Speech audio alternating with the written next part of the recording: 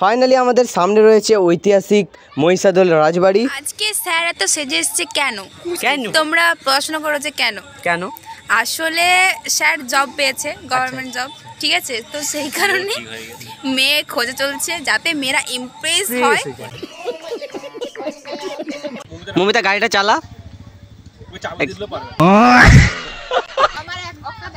হ্যাঁ, কারণ এরপরে হচ্ছে গাড়ি আকাশে উড়বে আর মাটিতে থাকবে।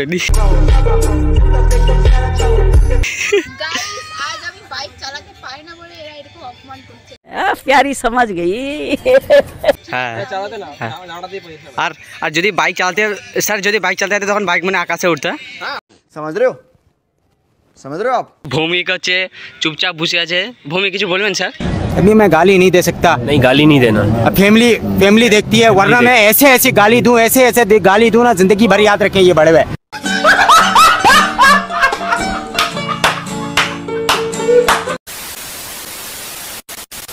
Hello everyone, welcome back to my new blog. So কেমন আছো সবাই? আশা করছি সবাই অনেক ভালো আছো। অনেক দিন পর হাতে ট্রাইপড নিয়ে বেরিয়ে পড়লাম মহিষাদল রাজবাড়ির উদ্দেশ্যে। তো আজকে বেশি কথা বলবো না, ভিডিওটি উপভোগ করতে থাকো।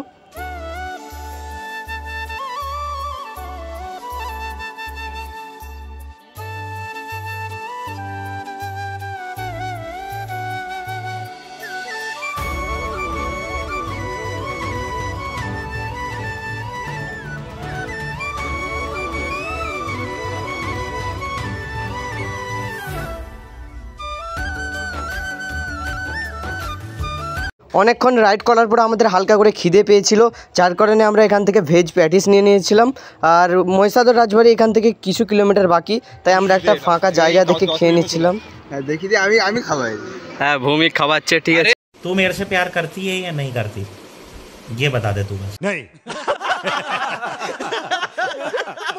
সো এভরিওয়ান, আর প্রায় 2.5 থেকে 3 কিলোমিটার গেলে আমরা মহিষাদল রাজবাড়িতে পৌঁছে যাবো। তো রাজবাড়িতে গিয়ে আবার ভিডিও দেখা হচ্ছে।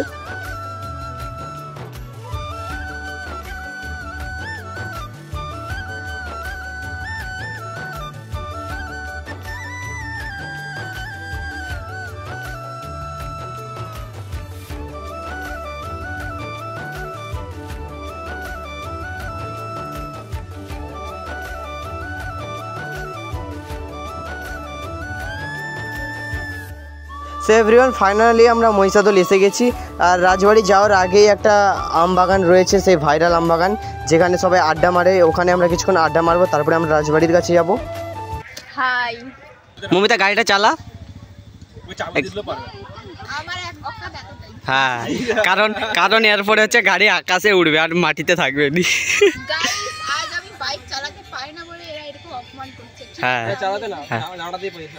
আর যদি বাইক চালাতে স্যার যদি বাইক চালাতে তখন বাইক মানে আকাশে উঠতে।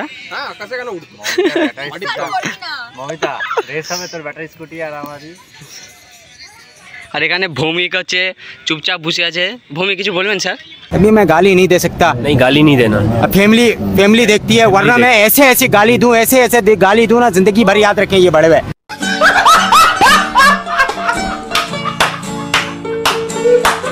সো আমরা এখন যাচ্ছি রাজবাড়ি। সো আমরা এখন যাচ্ছি মহিষাদল রাজবাড়ির দিকে। আর এটা হচ্ছে মহিষাদল রাজ হাই স্কুল। কে কে মহিষাদল থেকে ভিডিওটি দেখছো কমেন্ট করে অবশ্যই জানাবেন। ফাইনালি আমরা এসে গেছি মহিষাদল রাজবাড়ির সামনেই। সো এখানে এসে আমাদের একটা জিনিস শুনে অনেকটাই মন খারাপ হয়ে গেছে, কারণ আজকে রাজবাড়িতে কিছু কাজ চলছে, যার কারণে ভিতরে কাউকে প্রবেশ করতে দিচ্ছে না। আর এটা সম্ভবত একটা জমিদার বাড়ি, যতদূর আমার জানা। সবাই রাজবাড়ি বলে। মহিষাদলে এসে রাজবাড়ির ভিতরে ঢুকতে পারলাম না, এটা একটা আফসোস রয়ে গেল। কিন্তু কিছু করার নেই, বাইরে দিয়ে যতটা পারি তোমাদেরকে দেখাচ্ছি। নেক্সট টাইম যদি কোনো দিন সুযোগ পাই ভিতরে গিয়ে তোমাদেরকে দেখাবো। রাজবাড়ির ভিতরে ঢুকতে পারিনি। সো শুনেছি মহিষাদলে নাকি খুব ভালো পাপড়ি চাট পাওয়া যায়, তাও মাত্র 20 টাকায়। সো আজকে আমরা ট্রাই করবো। গাইস, ব্লগার রাজ একাই 4টে পাপড়ি চাট খাবে। না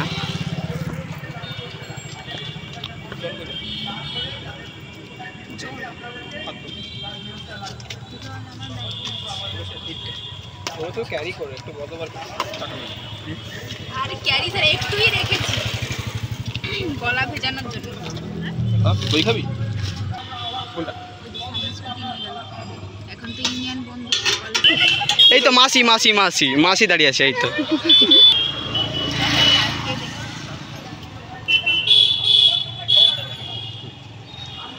স্যার থ্যাংক ইউ ভৌমিক দা দে রাজুরটাও কিন্তু খেয়ে নিতে পারে, তুই কি ওরা তো করে নেবো দেখ নিচে আছে কিনা তেরে লে তুলে লে চলো দেবো না আরেকবার করুন। দেবো না ঝরে ঝরে পড়ছে ঝুরি হয়ে গাইস কিরকম পাপড়ি চাট খেতে হয় তা আমাদের স্যার খেয়ে দেখাবে। স্যার খেয়ে দেখান। এটা মমি দেবো কেউ দেবো না তারপর আমি খাবো ঝরে ঝরে পড়ছে ঝরে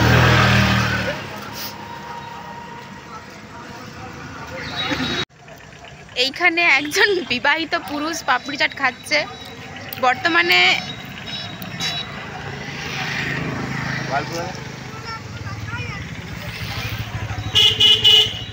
পাপড়ি চাট খাওয়া কমপ্লিট। তো আমরা আবারও যাচ্ছি আম বাগানে, কারণ এখন অনেকটা সময় রয়েছে, ওখানে কিছুক্ষণ আড্ডা দিয়ে বাড়ি যাব। আর সামনে ওটা একটা মন্দির দেখা যাচ্ছে, ওটা কী মন্দির, মন্দিরটির নাম কি তোমরা কমেন্টে জানাবে অবশ্যই। তো গাইস অনেকক্ষণ পাপড়ি চাট খাওয়ার পর আমরা এসে গেছি লেজ খেতে। এটা আমাদের ভৌমিকদা খাওয়াচ্ছে লেজটা, ঠিক আছে, কিন্তু ও খাওয়াইনি, এটা কাট হবে, ঠিক আছে। মমিতা তুই কি খাবি? বিস্কিট লেজও তো দিয়েছি, মিথ্যা কথা বলছিস। এটা কে খাইয়েছে? আজকে স্যার এত সেজে এসছে কেন? কেন? তোমরা প্রশ্ন করো যে কেন? কেন? আসলে স্যার জব পেয়েছে, গভর্নমেন্ট জব, ঠিক আছে, তো সেই কারণে মেয়ে খোঁজে চলছে যাতে মেয়েরা ইমপ্রেস হয়। তো এভরিওয়ান, আজকের ভিডিওটি এখানেই শেষ করছি, অনেকটাই রাত হয়ে গেছে। দেখা হচ্ছে আরও একটা নতুন এবং মজাদার ভিডিওর সাথে। ততক্ষণ ভালো থাকুন, সুস্থ থাকুন, আর এই ধরনের নতুন এবং মজাদার ভিডিও পেতে চ্যানেলটাকে সাবস্ক্রাইব করে পাশে থাকবে। দেখা হচ্ছে খুব তাড়াতাড়ি, বাই।